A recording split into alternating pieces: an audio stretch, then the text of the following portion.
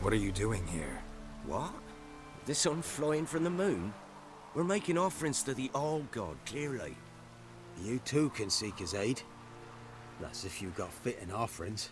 He scorned ours, then cursed the old village.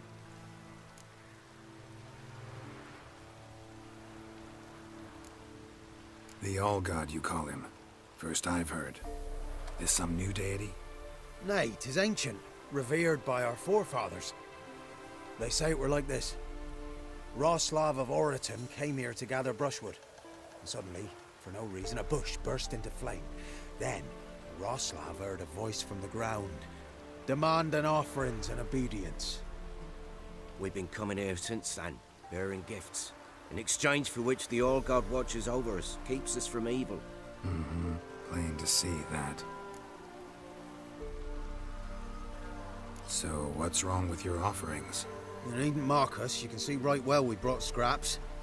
Before the war, I wouldn't give this such to me elms. But what can we do? Such are the times. And they're like to get worse. All-God said if he don't get a rafter of bacon and a barrel of beer at least, the rivers will fill up with frogs and locusts or some such will devour the harvest. I could intercede on your behalf with this All-God of yours. Got a feeling we'd come to an understanding. Well, I suppose it can't hurt to try. To speak with him, you have to stand before the altar and cry out, "All God, help a poor wretch in need." Who knows, he might just listen to a foreigner.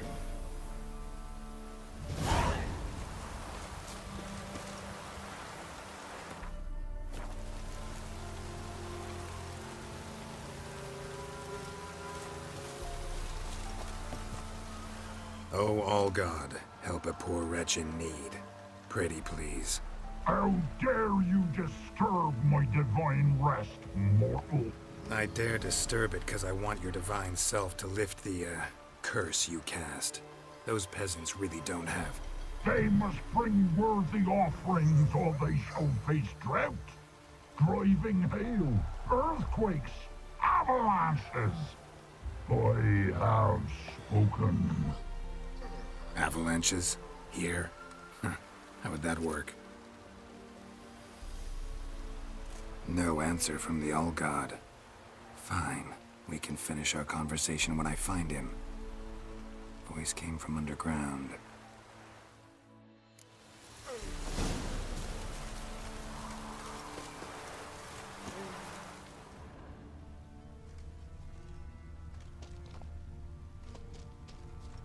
A crack. Too small to pass through, but big enough for sound to come out.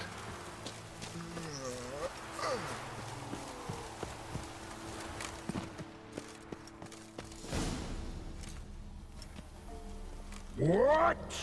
Who dares disturb my divine being? Geralt of Rivia. Pleasure.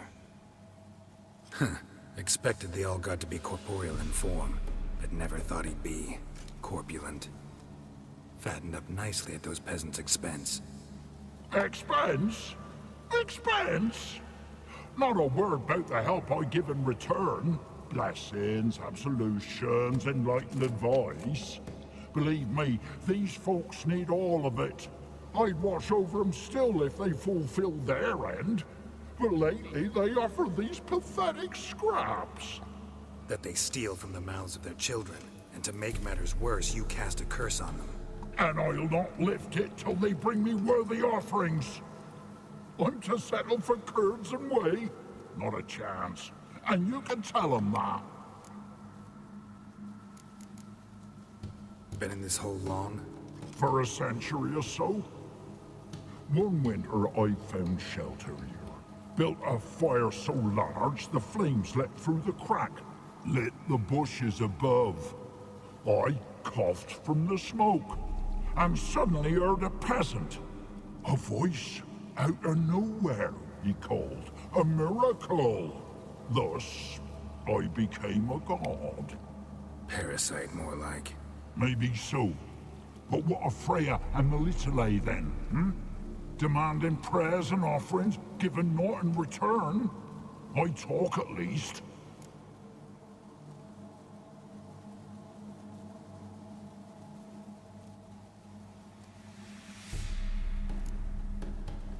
Listen here, lard ass. You're gonna be satisfied with what you get, or I'll feed you to the ravens.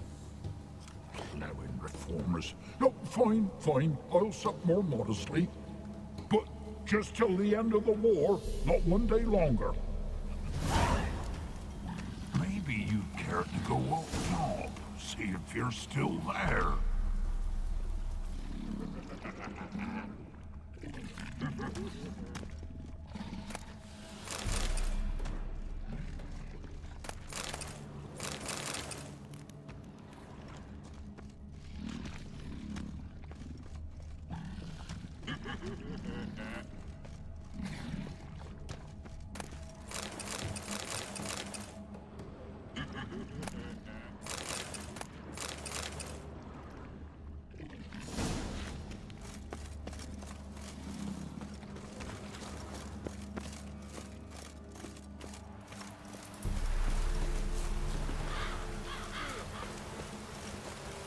Anything new?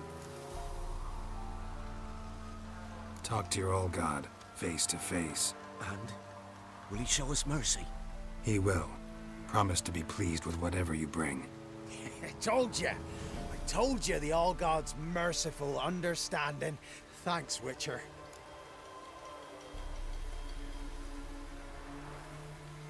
Oh, one last thing. Did you know there's a crypt beneath this hill? Might want to take a look sometime. Architecture's fascinating.